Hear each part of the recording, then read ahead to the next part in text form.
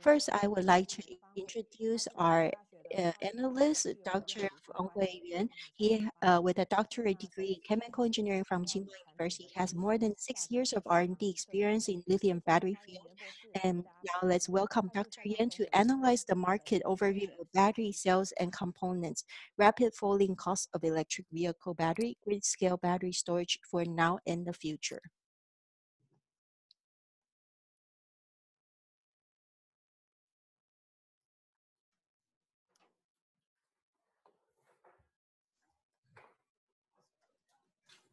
OK，大家好，我是 InfoLink。 Hello, everyone. My name is Feng Yuan, InfoLink ESS analyst. Infrastructure for renewable energy and energy storage is an irreversible trend now. So today I'd like to brief you on rapidly falling cost of EV battery, grid-scale battery storage for now and the future. Here's my agenda. First, grid transformation. Overview of energy storage policy, how power batteries lead battery storage development, cost analysis, and ESS price forecast. Lastly, industry chain and major stakeholders and analysis of key players and case study. First, why storage energy in a grid? A few key factors here. First, renewable power generation, like wind and PV, is intermittent in generation.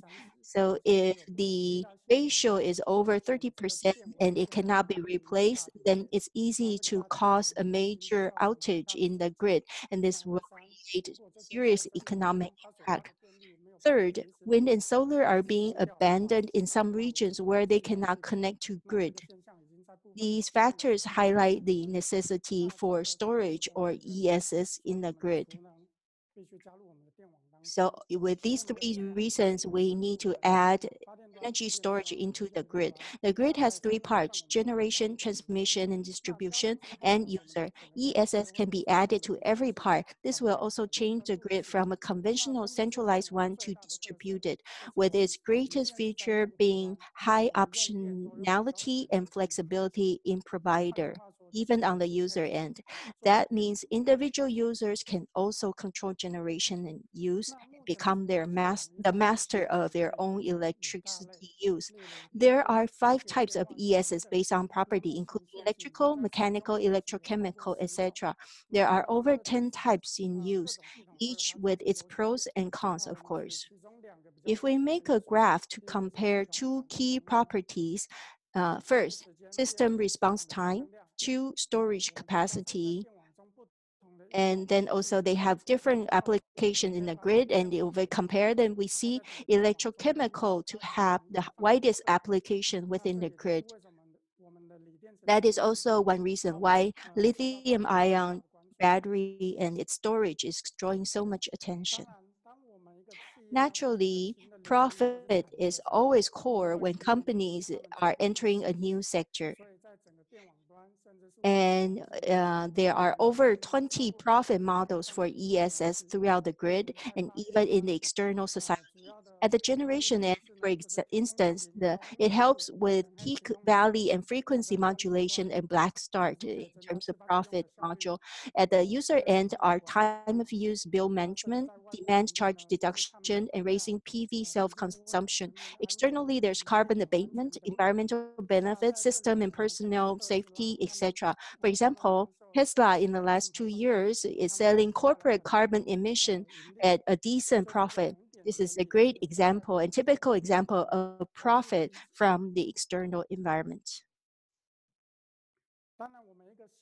Of course, when you have a new policy and you want to promote it or implement it fully, policy support is indispensable.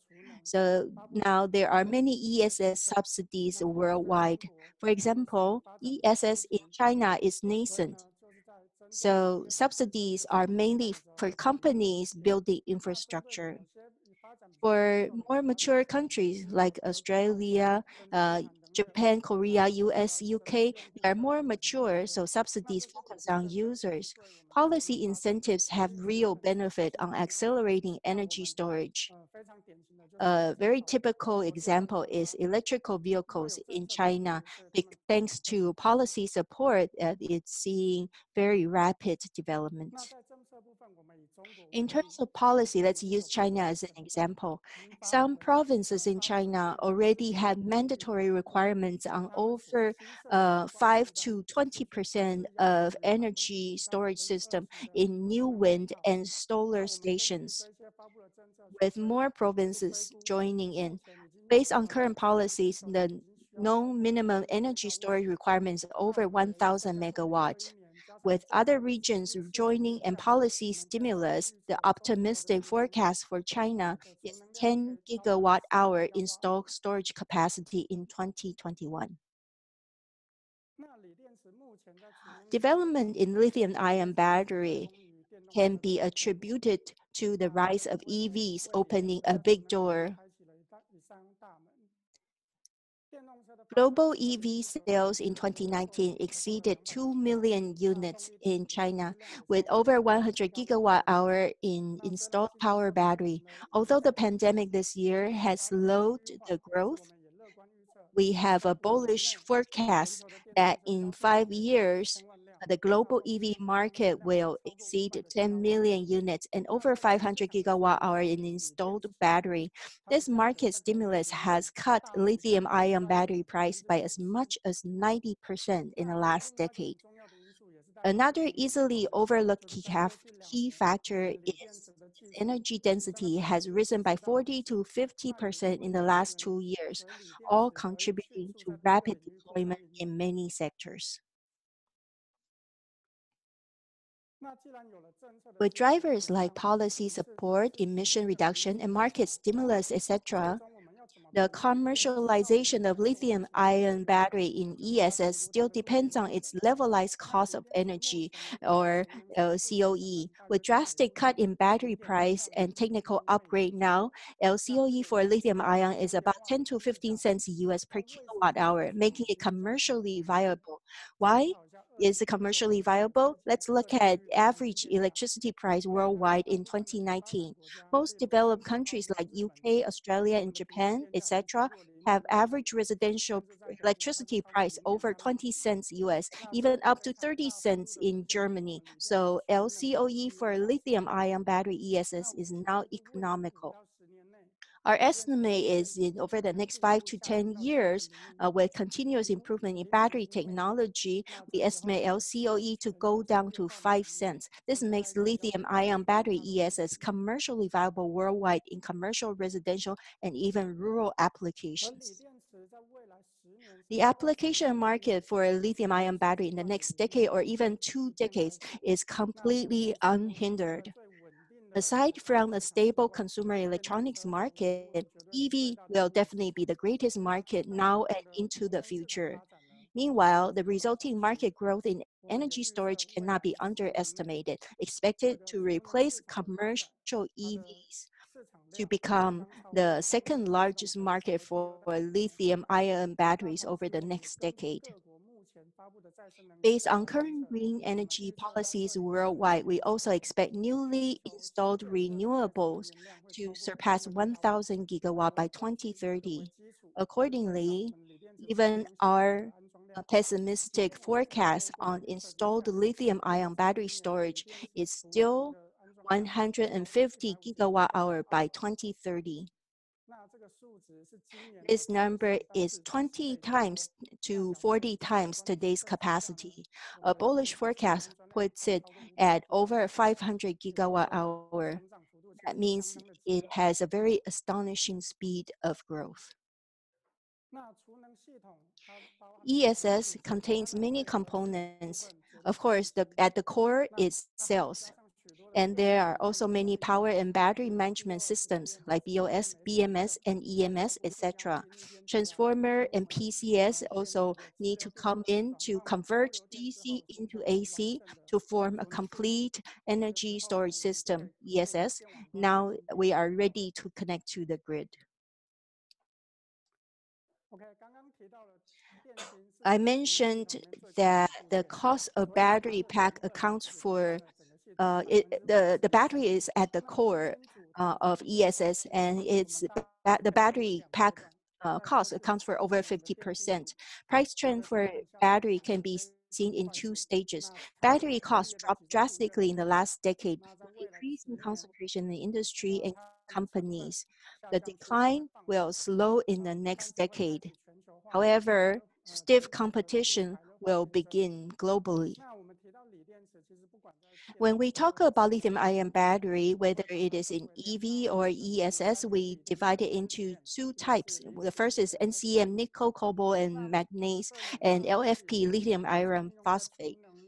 These in the in energy storage, the system price is 310 and 277 US per kilowatt respectively. LFP is 10% lower than NCM because the raw material for LFP and anode is far lower than that of NCM. We estimate that over the next decade, these two types will have room to go down in price, in cost by 50%. So they will come down to 150 US per kilowatt hour over the next decade. Whether in EV or ESS sector, comparison competition between LFP and NCM is always a hot topic. The market also has clear differentiation between the two. We can simply separate it into China and outside China. Why such separation? Many factors are in play, including policy, technical capability, application market, supply chain, etc. Currently, China favors developing LFP, and representative companies are CATL and BYD. In Japan, Korea, and the West, they favor NCM represented by Panasonic, LG, and Samsung. Uh, Although LFP has a clear edge in safety and price, its room for technical enhancement and for capacity increase is still limited.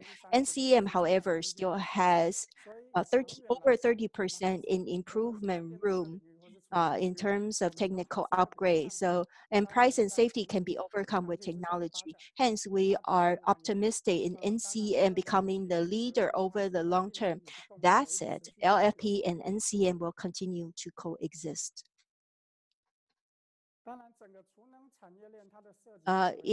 The energy storage industry chain has a wide scope, from upstream generation fusing renewables to downstream application involving corporates and individual users. Anything related to electricity actually can be potential suppliers or users. But the entry point depends on a careful assessment of the capability. For instance, upstream utility station require corporate assets and insurance and financing ability, while downstream favors business and user service, in our opinion. We divide lithium-ion ESS into three parts: battery supply, power electronics, hardware supply, and finally system building or integrators. Currently, key suppliers globally, now we currently pay more attention to cells, i.e. the battery, because most battery suppliers still also supply power batteries, but storage is coming mainly from LG, Samsung, and Panasonic in Korea and Japan. And power batteries mainly still come from China. Another interesting thing to pay attention is cooperation between these companies and expansion upstream and downstream. So we can reference the trends in power battery for this lithium-ion battery trends. Our analysis of worldwide electrochemical storage over 30 megawatt shows in this graph clearly that um, most of the electrochemical storage is from lithium-ion battery. That means everyone is bullish in the energy storage using lithium-ion battery. Frequency and peak valley modulation are the main applications there. If we look at output, it's mostly used for frequency regulation, whereas for energy, it's used in peak valley modulation. This shows different applications have different requirements on battery properties. So applications should be considered in storage station design. Also, power stations are moving toward high power output and longer storage time. So the role of ESS in the grid is growing.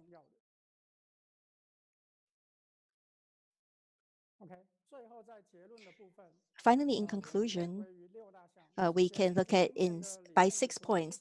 First, the cost this year for lithium-ion pack and system are 150 and 300 USD per kilowatt hour, expected in 5 years to drop to 100 and 200 USD per kilowatt hour respectively. Installed capacity for ESS will grow from under 10 gigawatt hour this year to over 300 gigawatt hour by 2030, so by 30 or even 40 folds. In terms of policy, green energy or storage policies are being announced worldwide. Some provinces in China, for example, now have a mandatory storage requirement of 10 to 20% in newly built wind and solar stations. And then next thing is what we're very interested in, NCM versus LFP. Although NCM has lower cost and safety, however, it will, LFP has lower cost and safety, it will also drive advances in NCM, and the two will continue to coexist in the market. Currently, the LCOE for lithium-ion storage is 10 to 15 cents US per kilowatt hour. It has now economic viability, and in 10 years, it may further drop to 5 cents with continued cell cost cutting and technical enhancement. Globally, new storage stations are moving toward high power output and longer use time. So in conclusion, this shows that ESS is playing an increasingly important role in the grid, and it is becoming indispensable. With that, I conclude my presentation. Now I would like to hand over the time to Sharon Chen.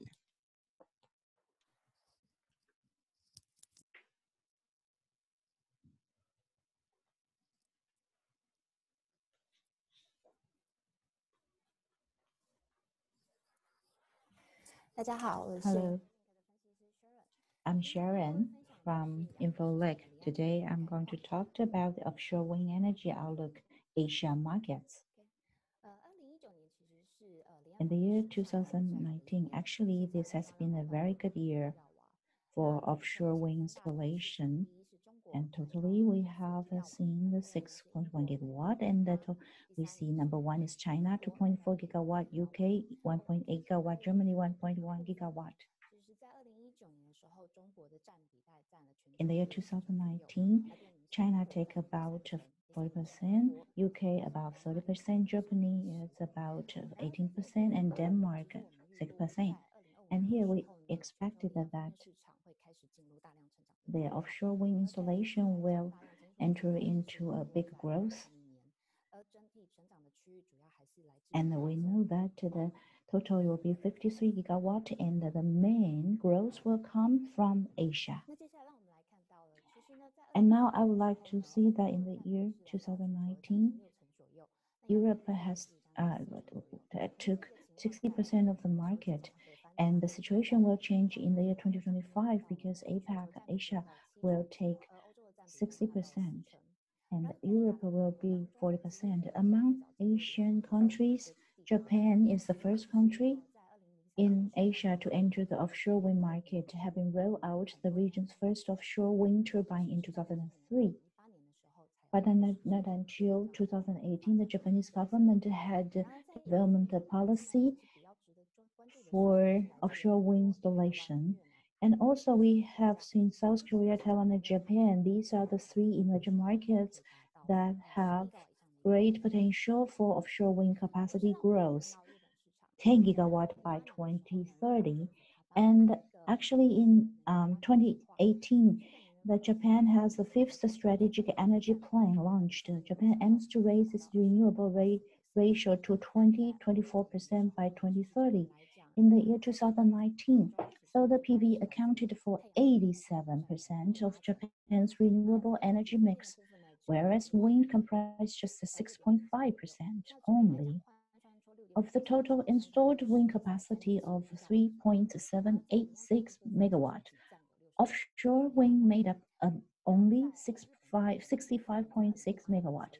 And under the Act for the Promotion of Use on Marine Areas for Development of Marine Renewable Energy Generation Facilities, introduced in 2018, developers can bid for the right to lease wind farms in general sea areas for a maximum term of 60 years. That's very good news.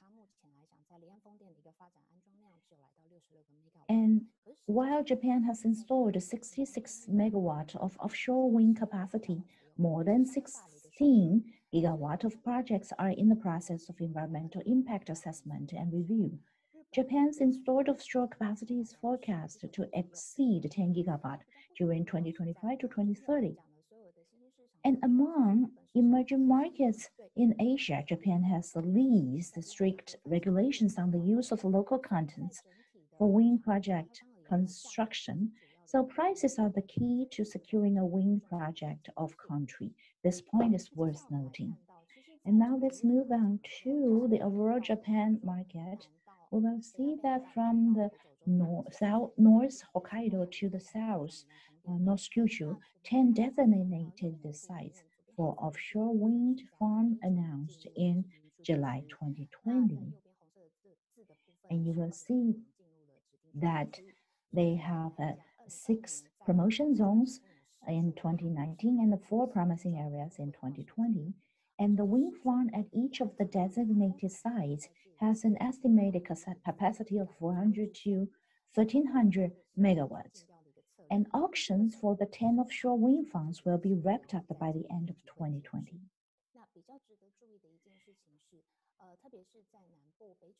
And particularly in the south, the North Kyushu, we see that the first auction for a 21 megawatt floating project in Goto City, Nagasaki, this has been extended to December 24th. This year, due to the COVID-19 pandemic, results are expected to be announced in June 2021.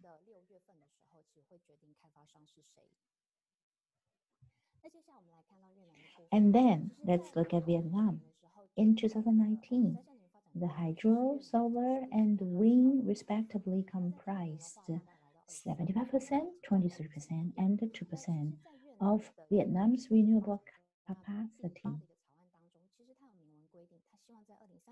And under the draft Power Development Plan A, Vietnam is going to raise its installed renewable capacity to 30.8% by 2030, with 14.5% of it being solar and 13.8% wind. And according to the plan, the 13.8% target of the wind capacity is equivalent to 19 gigawatt, which will span onshore and offshore projects. And Vietnam's offshore wind capacity was 99.2 megawatt in 2019, and this figure may surge to around 10 gigawatt by 2030. And here in Vietnam, the PVP-8 project will be officially introduced at the end of 2020. So the current feed-in tariff rate will be extended to the end of 2023. And the wind farm development in Vietnam will be led by auctions after 2024. And although only 99.2 megawatt of offshore wind is in commercial operation, the government has approved 11.8 gigawatt of wind projects. Vietnam offshore wind capacity is forecast to begin surging in 2025. And there are 2 major projects. in the Pingshan province, Tanlong and Lagang, and they will begin commercial operation between 2022 and 2023. These two projects will account for 7 gigawatt. And now let's look at South Korea. Under the Renewable Energy 3020 implementation plan launched in 2017, South Korea aims to raise the renewables ratio from 7.6% in 2017 to 20% in 2030. South Korea seeks to become one of the world's top 5 of offshore wind markets by bringing the installed offshore wind capacity from 124.5 gigawatt in 2019 to 12 gigawatt by 2030, which will account for around 24% of the total installed renewable capacities. And the offshore wind development take place mainly in the southwest until 2030, specifically in North Jeolla province and the South Jeolla province and Jeju Island. And the Ulsan city will be key development for the floating wind projects. Together, they will have 17.8 gigawatt of the wind project in the pipeline. And here we see that South Korea has a clear policy framework for offshore wind development. And actually, they have a paper promoting mutual benefits between local residents and fishermen from the development of offshore wind. And this identified the key offshore wind development zones, including the plan to engage R&D to optimize wind turbine cost and achieve domestic production of 8 megawatt wind turbine by 2022 and 12 megawatt by 2030. So South Korea has a very clear domestic turbine production plan. And the medium and long-term goal is to develop floating wind technology with 4.6 gigawatt of wind farms to be built by 2030. And the South Korean government have the local content requirements. And in order to support South Korean wind turbine manufacturers, putting up a high threshold for foreign investors to enter the supply chain. And now let's look at Taiwan. Taiwan has set a goal of 27 gigawatt of total renewable energy generation capacity by 2025, with wind power accounting for 23%. The goal includes a 5.5 gigawatt target for offshore wind capacity. An offshore wind target is to install 1 gigawatt every year over 2025 to 2035, 10 gigawatt in total. The offshore wind industry will be developed in 3 phases: demonstration incentive plan, zone application planning, and zonal development. Now let's look at the 3 phases. The first one, DIP. There are 2 demonstration wind farms. One is Formosa 1, 128 megawatt, and the other one is Tai Power 1, 109.2 megawatt. And because of the COVID-19, the grid connection will be postponed till Q2 2021. And then phase 2 is zonal application for planning. The 2020 to 2025, 5.5 gigawatt will be commissioned. Among them, 3.5 gigawatt will be by selection and 1.7 gigawatt by auction. And local content requirements need to be satisfied. And then phase 3, zonal development. From 2026 to 2035, Taiwan is to release 1 gigawatt per year. And there are 2 steps for process. One is for selection. They will be by the end of December this year. And developers' capacity will be reviewed. And the second part will be bidding. And again, local contents requirements will be satisfied. So phase 2 and phase 3 both have local content requirements. And then rules for developer selection for the zonal development phase 2023 to 35 will be released at the end of 2020. And the new phase now see 2.9 gigawatt of bids from developers who have passed an environmental impact assessments, bids from new entries, InfraVest, Stone Peak, and WPG, total 17.6 gigawatt, but the developers has yet passed the EIA. and over 10 developers have offered bids of more than 20 gigawatt at the zonal development phase. What we know now is that in about 2 gigawatt will be selected in the year 2022 and 1 gigawatt at the Q2 2021, and then this is actually phase 3.1, phase 3.2, and the EIA content and the financial criteria need to be passed by the developers. And in terms of offshore wind turbine foundation technologies, mainly the floating offshore wind technology, and we covered the 4 markets in Asia Pacific.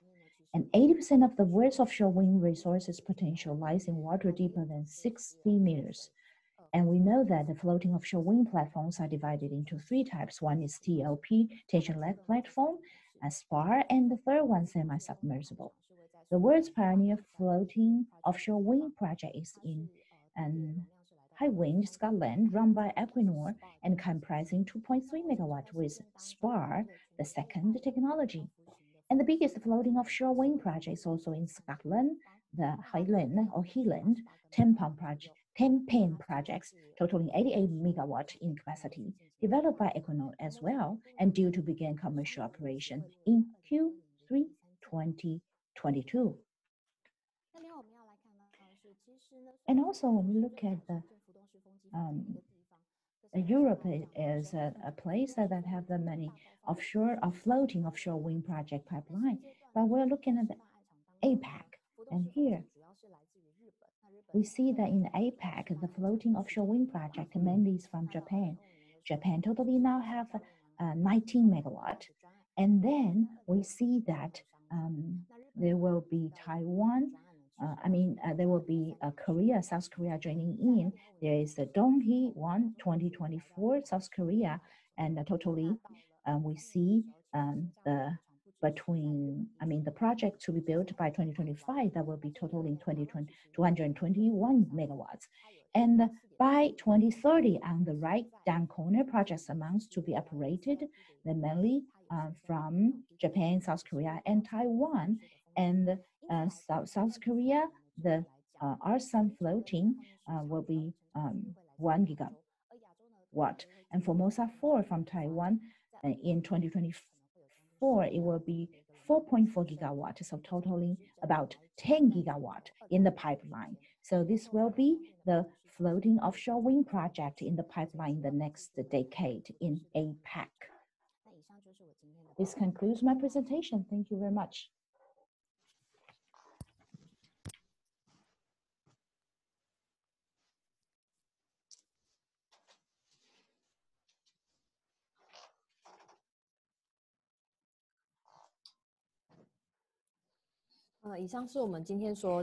This concludes all our presentations today. Thank you for listening.